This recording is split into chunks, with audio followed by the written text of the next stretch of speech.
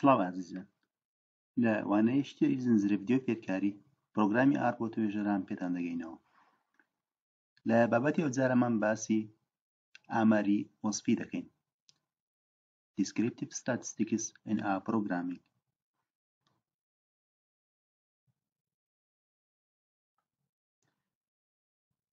ئەو داتایەکەوە بەکاری دێنین لە وانەیە ڕۆمان لە بلۆگەکەمان لێرە لینکی بەردەست دەتوان داونلۆدی بکەن.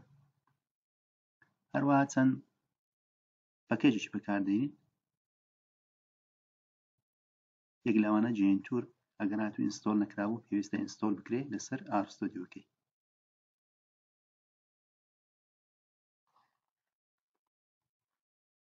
پێویستی بە کۆڵ لایبرەری هەیە جێنتور.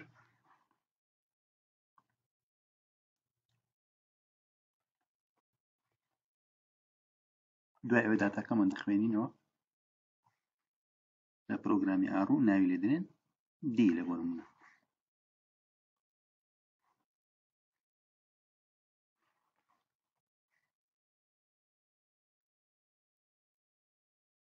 هەروەها داتا فرێمێکی دروست دەکەین بە ناوی دیتی، ناوی لێدنێن دیتی کە XY لە خۆ دەگرێت. ئەکسەکە نرخەکانی 1 3 5 وایەکەش نرخەکانی 2 4 6.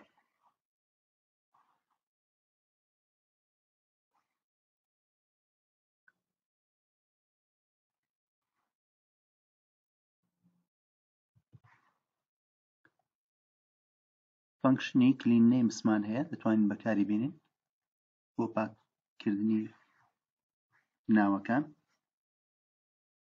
دی بریتیە لە چ CSV فایلی دی پایپینگ بەکارهێنانی فانکشنی کلین نیمس کیس ئیکوەل تایتڵ. کیس یەکسانە بە تایتڵ واتە تەنها پیتی یەکەم بە کەپیتێڵ بی، پیتەکانی دیکە بە شێوەی سمۆڵ بی وەکو ناونیشان. ئێستا بە شێوەی تایتڵ پیتی یەکەمی لە بۆ نمونە ئێریا هیتمان EW CP هەموو ئەوانە پیتی یەکەمی کردە کەپیتاڵ، ئەوانی دیکە بە سمۆڵ. یاخود دەتوانین تەنها فانکشنی کلین نیمز بەکاربێنین لە بۆی ناوەکان بکاتەوە و بیان کە بە سمۆڵ.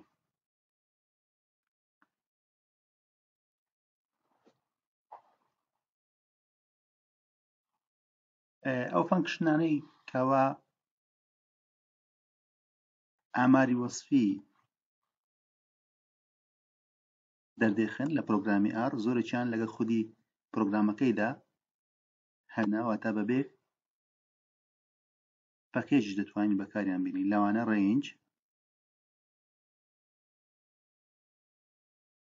ڕێنجی ستونی کرایم لە خشتەی دی،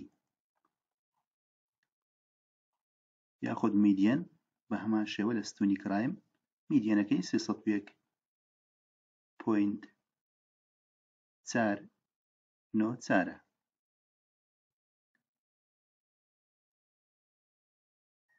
مینەکەی بچووکترین ژمارەی 221،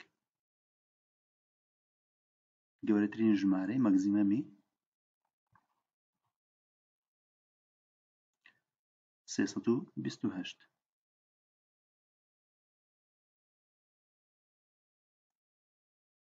لێرە لە حاڵەتە چێکەر هاتوو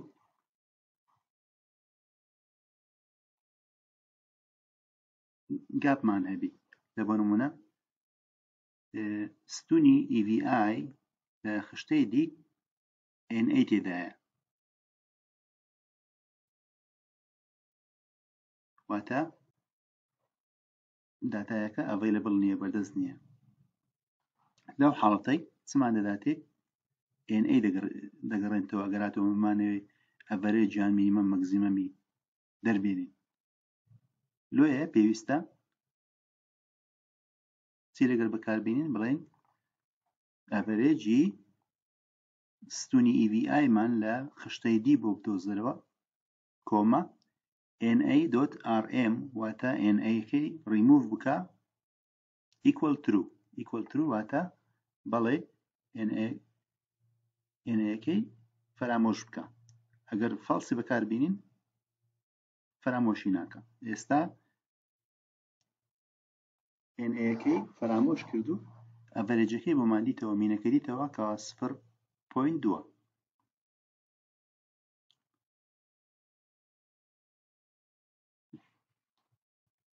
SD مان هەیە standard deviation لە داتا فرێمی DT ستونی X بەڵێن SD مان بۆ بدۆزەوە SD کەی 2 standard deviation.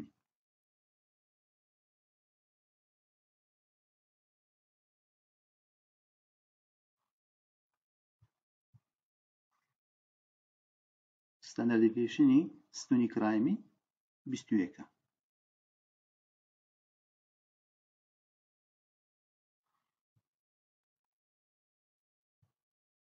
ئەگەر بمانەوێت کوانتایلی ستونی کرایمی ببینینەوە probes equal 0.025 0.025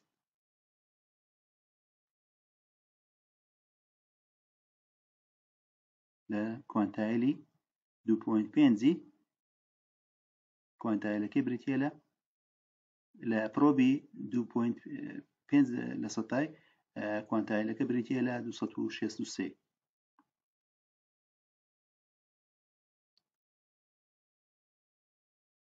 دەتوانین بە پرۆبسی 25 لە سەتای کوانتایلەکەی بدۆزینەوە کەوا بریتیە لە 293.723. ئەگەر بمانەوێت کۆنفیدنس ئینتەرڤاڵی بدۆزینەوە دەتوانین لە ڕێگەی ئەو هاوچێشتەوە بدۆزینەوە مینی ستونی کرایم لە خشتەی دی کۆی 1.96 جارانی standard deviationi تا دوایی. بەڵام لێرە جاری یەکەم کۆی بەکاردێنین، جارێکی دیکە کەمی بەکاردێنین. بەو شێوەیە هەردووبەری کۆنفیدنس ئینتەرڤالمان بۆ دەدۆزیتەوە.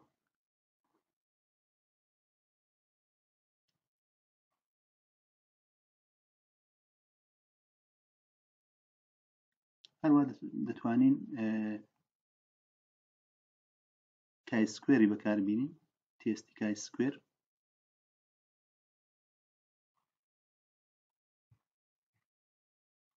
بڵێن کای سکوێر دۆت تێست هی داتای DT داتا فرێمی DT.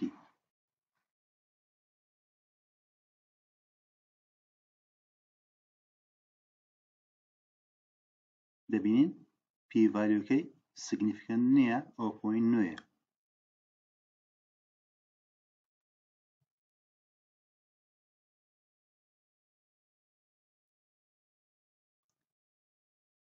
تۆتەڵ کای سکوێرەکەشی بریتیە لە 0.4.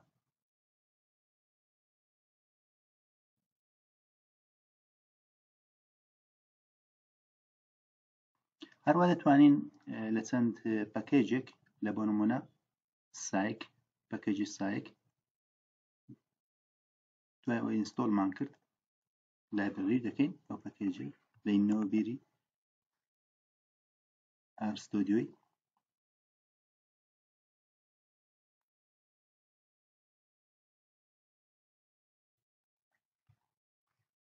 دوای ئەوە دەڵێن سایک ناوی لایبرەریەکەی فەنکشنی دیسکرایب بەکاردێنین دیسکرایبمان بۆ بدۆزیتەوە، ئەوەش ناوی داتایەکەی DT.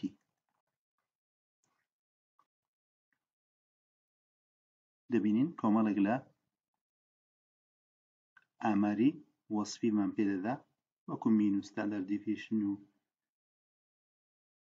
minimum و maximum range و skewness. هەروەها هەمان فەنکشن describe لە پەکێجێکی دیکە شەیتمان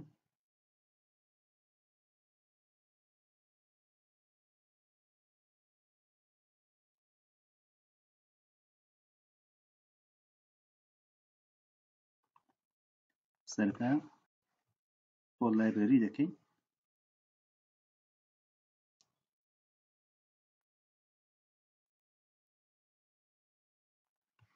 دوای ئەوە دەڵێن describe مان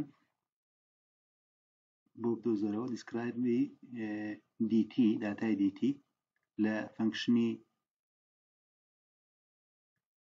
h میسک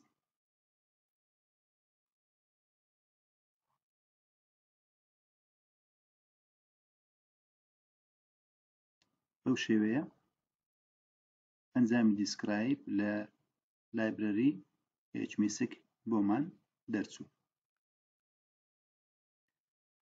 دەتوانین فەنکشنی تەپلای بەکاربێنین ئەگەر هاتوویستمان لە بۆ کۆمەڵێک لە داتای لە بۆ نمونە لێرە دەڵێن تەپلای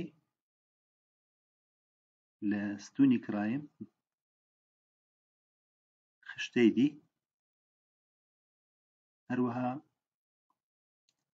لە ستونی ئۆپن لە هەمان خشتەی ئەڤەرێجمان لە بۆ بدۆزیتەوە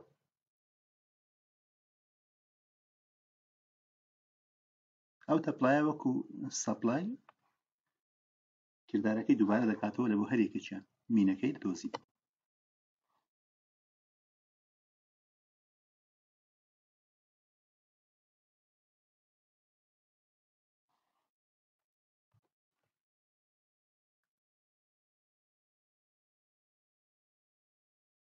هەروەها لێرە بە هەمان وەکو شێوەکو هەنگاوی پێشوو ئێمە مینی دۆزینەوە بەڵام ئەوجارە دەڵێن لە بۆ ستونی کرایمی لیستەکە برێتی بێ لە ئۆپن هەروەها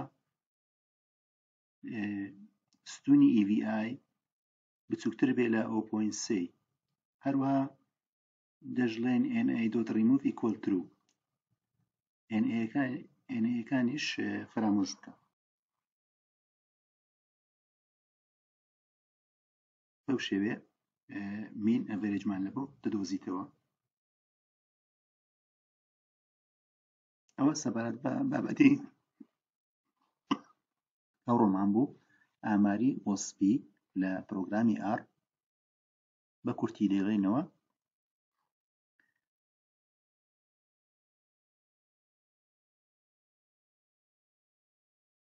پەکێجی جەنیتورمان بەکارهێنا لە بۆ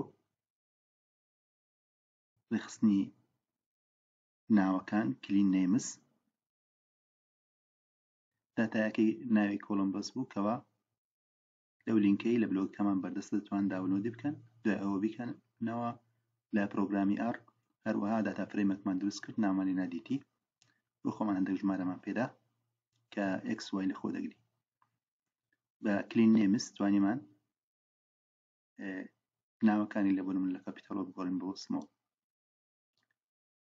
فەنکشنەکانی هەرێکە لە ڕێنج میدیەن مینیمەم مەگزیمەم مین بەکارمان هێنا لە بۆی بتوانین ئاماری وەسفی ستونی کرایم لە خشتەی دی بدۆزینەوە بە هەمان شێوە ستاندەرد دیڤیێشن و کوانتایل و کۆنفیدنس ئینتەرڤال تێستی کای سکوێرشمان بەکارهێنا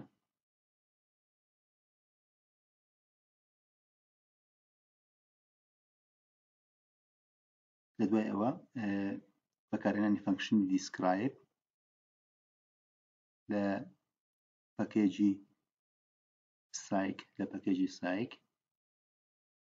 هەروەها لە پەکێجی HMISC کەوا کۆمەڵێک ئاوتپوتی هەیە کۆمەڵێک ئەنجامی ئاماری وەسفیمان پێدەدا ئەگەر ویستمان کردارەکەت